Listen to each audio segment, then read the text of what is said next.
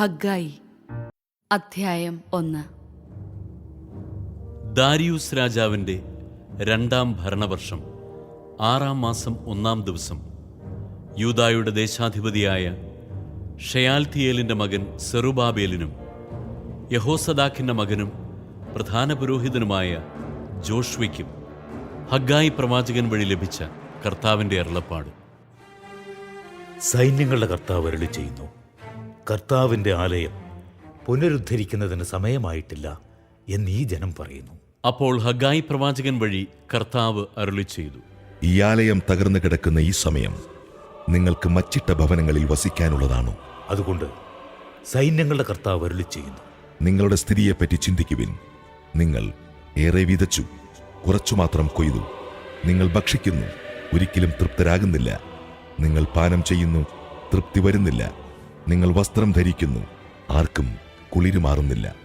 കൂലി ലഭിക്കുന്നവന് അത് ലഭിക്കുന്നത് ഓട്ടസഞ്ചിയിലിടാൻ മാത്രം. സൈന്യങ്ങളുടെ കർത്താവ് അരുളി ചെയ്യുന്നു, നിങ്ങളുടെ ഈ സ്ഥിതിയെപ്പറ്റി ചിന്തിക്കുവിൻ. നിങ്ങൾ മലയിൽ ചെന്ന് തടി കൊണ്ടുവന്ന് ആലയം പണിയുവിൻ. ഞാനതിൽ സംപ്രീതനാകും, മഹത്വത്തോടെ ഞാനതിൽ പ്രത്യക്ഷനാകും.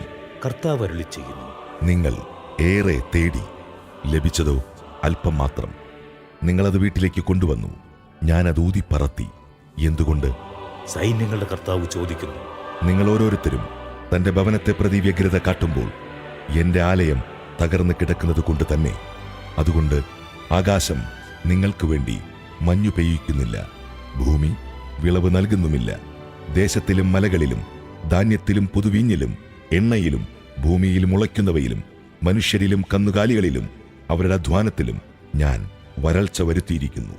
അപ്പോൾ ഷെയാൽത്തിയേലിൻ്റെ മകൻ സെറുബാബേലും യഹോസദാക്കിൻ്റെ പുത്രനും പ്രധാന പുരോഹിതനുമായ ജോഷ്വയും ജനത്തിൽ അവശേഷിച്ചവരും തങ്ങളുടെ ദൈവമായ കർത്താവിൻ്റെ വാക്കുകൾ അനുസരിക്കുകയും തങ്ങളുടെ ദൈവമായ കർത്താവ് അയച്ച പ്രവാചകനായ ഹഗ്ഗായിയുടെ വാക്കുകൾ സ്വീകരിക്കുകയും ചെയ്തു. ജനം കർത്താവിനെ ഭയപ്പെട്ടു. അപ്പോൾ കർത്താവിൻ്റെ ദൂതനായ ഹഗ്ഗായി കർത്താവിൻ്റെ സന്ദേശം ജനത്തെ അറിയിച്ചു. കർത്താവ് അരുളി ചെയ്യുന്നു, ഞാൻ നിങ്ങളോട് കൂടെയുണ്ട്. അപ്പോൾ യൂദായുടെ ദേശാധിപതിയായ ഷെയാൽത്തിയേലിൻ്റെ പുത്രൻ സെറുബാബേലിനെയും യഹോസദാക്കിൻ്റെ പുത്രനും പ്രധാന പുരോഹിതനുമായ ജോഷ്വയെയും അവശേഷിച്ചിരുന്ന ജനത്തെയും കർത്താവ് ഉത്തേജിപ്പിച്ചു. അവർ തങ്ങളുടെ ദൈവമായ സൈന്യങ്ങളുടെ കർത്താവിന് ആലയം പണിയാൻ തുടങ്ങി. ഇത് 6-ാം മാസം 24-ാം ദിവസമാണ്.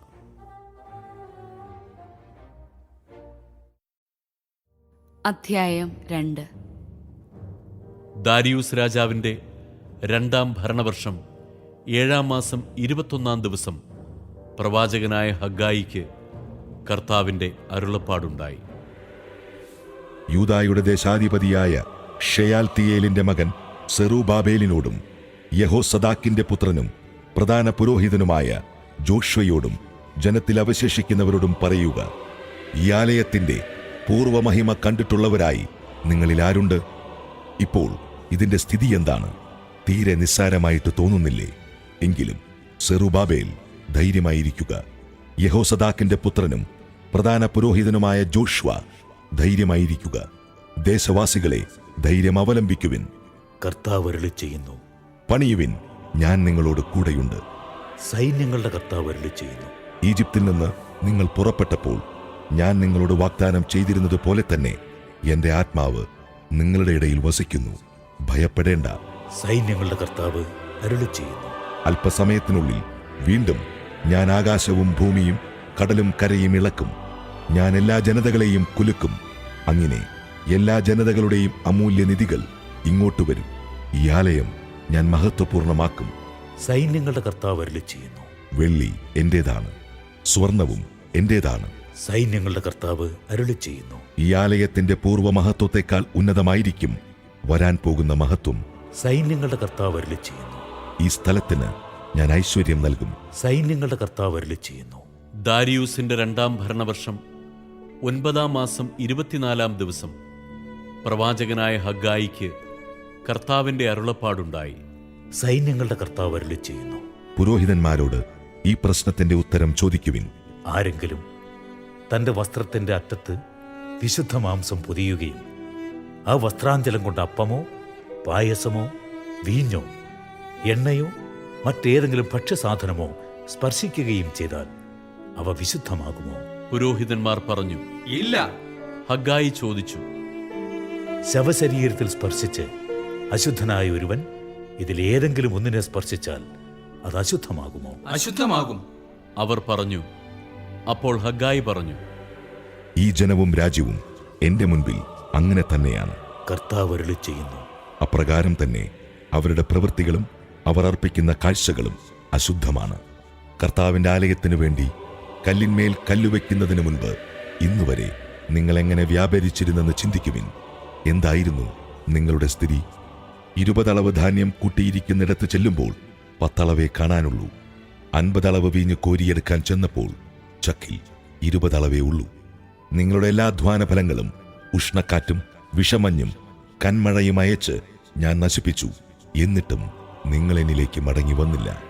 കർത്താവ് അരുളി ചെയ്യുന്നു, ആകയാൽ ഇന്നു മുതൽ 9-ാം മാസം 24-ാം ദിവസം മുതൽ കർത്താവിന്റെ ആലയത്തിന് കല്ലിട്ട അന്നു മുതൽ എങ്ങനെ ആയിരിക്കുമെന്ന് ശ്രദ്ധിക്കുവിൻ. വിത്ത് ഇനിയും കളപ്പുരയിൽ തന്നെയാണോ? മുന്തിരിവള്ളിയും അത്തിവൃക്ഷവും മാതളനാരകവും ഒലിവും ഇനിയും ഫലം നൽകുന്നില്ലേ? ഇന്നു മുതൽ ഞാൻ നിങ്ങളെ അനുഗ്രഹിക്കും. ആ മാസം 24-ാം ദിവസം ഹഗ്ഗായിക്ക് വീണ്ടും കർത്താവിന്റെ അരുളപ്പാടുണ്ടായി. യൂദായുടെ ദേശാധിപതിയായ സെറുബാബേലിനോട് പറയുക, ഞാൻ ആകാശത്തെയും ഭൂമിയെയും ഇളക്കാൻ പോകുന്നു. രാജ്യങ്ങളുടെ സിംഹാസനങ്ങൾ ഞാൻ തകർക്കും.